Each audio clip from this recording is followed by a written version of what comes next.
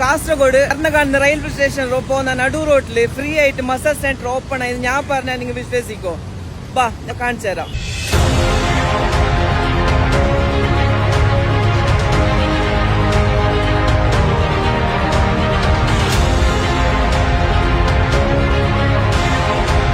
ഇവിടുത്തെ നാട്ടുകാരോട് ഇവിടുത്തെ റോഡിനെ കുറിച്ച് അഭിപ്രായം ചോദിക്കാം. വെയിൽ വരുമ്പോ പൊടി പോയിട്ട് പാർച്ച് ശ്വാസം മുട്ട് പോലെയാണ്.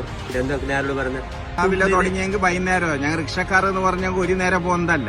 രാവിലെ 9 മണിക്ക് തൊട്ടെങ്കിൽ രാത്രി 9 മണിയോളം ഞങ്ങൾ ഇതിൽ അധ്വാനിക്കുന്നുണ്ട്. ഇതേ റോഡില് വേറെ റോഡില്ല ഞങ്ങൾക്ക്. കാസർഗോഡ് ഇതിലെ പോകുന്നുണ്ടെങ്കിൽ ടൗണിലേക്ക് പോകുന്നുണ്ടെങ്കിൽ രാവിലെ തുടങ്ങിയ വൈകുന്നേരം ഇതേ റോഡ് ഒരു മനുഷ്യന്റെ അവസ്ഥ എന്താവും? നടും കാലും ഒയ്യുന്നില്ല. അതല്ലാണ്ട് ഈ റോഡ് പണിയെടുത്തത് എല്ലാവർക്കും അറിയും. എല്ലാ ചാനലിലും വന്നിന്, എല്ലാ ഇതിലും സംഭവം വന്നിന്. റോഡ് പണിയെടുത്തിട്ട് 2 ദിവസത്തിന്റെ ഉള്ളിൽ മഴ വന്നപാട് പോയിട്ട് പോയ റോഡാണ്. പണിയെടുക്കുന്നതിന് മുമ്പ് തന്നെ അങ്ങനെ രാത്രി മഴ വന്നിട്ട് അവ പിറ്റേന്ന് രാവിലെയാണ് ഒരു പണി തുടങ്ങിയത്. ഈ മഴന്റെ കാരണം വെച്ചിട്ടാണ് ഇവരിങ്ങനെ പറഞ്ഞത്. മഴ പെയ്തിട്ട് ഇങ്ങനെ ആയത്, മരത്തിന്റെ ചില്ലി കൊണ്ടിട്ടാണ് റോഡ് ഇങ്ങനെ ആയത് ഇങ്ങനെ പറഞ്ഞത്. അപ്പൊ നമുക്ക് ഇത് ഒരു ദിവസം എന്തെങ്കിലും വണ്ടി ഓടിയാലേ നമുക്കൊന്ന് ജീവിക്കാൻ പറ്റും, അല്ലാതെ നമുക്ക് വഴിയില്ല. വൃത്തികെട്ട ഒരു റോഡ് ഇത് ഉണ്ടാക്കിയ എഞ്ചിനീയർ ആദ്യം നമുക്ക് പിടിച്ചിട്ട് കംപ്ലൈന്റ് കൊടുക്കണം. എന്താ വെച്ചാൽ അത്ര മനോഹരമായ റോഡായിരുന്നു. ഇപ്പൊ ഇതിങ്ങനെ പൊട്ടിപ്പൊടിഞ്ഞ് കിടക്കുന്നുണ്ടെങ്കിൽ ഇതിന് കാരണം ആ എഞ്ചിനീയർ തന്നെ. എന്താ വെച്ചാൽ ഒരൊറ്റ മഴയ്ക്ക് ഇത് ഒലിച്ചു പോയിട്ടുണ്ടെങ്കിൽ എത്ര വൃത്തികെട്ട റോഡായിരിക്കും ഇത്. ഇവിടെ ഇപ്പൊ ബ്ലോക്ക് എന്ന് പറഞ്ഞാൽ ഈ റോഡിന് അത്ര ബ്ലോക്ക് ഇപ്പൊ കാസർഗോഡ് ഏടെ ഉണ്ടാവില്ല. അത്രയും ബ്ലോക്കാണ്. ഒരു മനുഷ്യന് അങ്ങോട്ടും ഇങ്ങോട്ട് പോകാനോ ഒന്നും സാധിക്കാത്ത ഒരു അവസ്ഥയാണ്. ബ്ലോക്കും പൊടിയും അസുഖവും എല്ലാവർക്കും ഈ ഭാഗത്ത് ഇപ്പൊ ഈ റോഡിന്റെ ഈ സൈഡിലുള്ള ഷോപ്പുകാർക്കും എല്ലാവർക്കും എല്ലാം മൊത്തം അസുഖം കാര്യങ്ങൾ പൊടി വാരിയിട്ട് നിൽക്കാൻ പറ്റുന്നത് വല്ലാത്ത ബുദ്ധിമുട്ട്. ഇത് സത്യം പറഞ്ഞെങ്കിൽ ഗവൺമെന്റിന്റെ ഇത് കയ്യിലെത്തിച്ചിട്ടായിട്ട് ഇത് ചെയ്ത എഞ്ചിനീയേഴ്സ് ആയിട്ട് അവരോട് ഇതിനോട് കൃത്യമായിട്ട് ഒരു നടപടി എടുക്കാൻ പറയാം.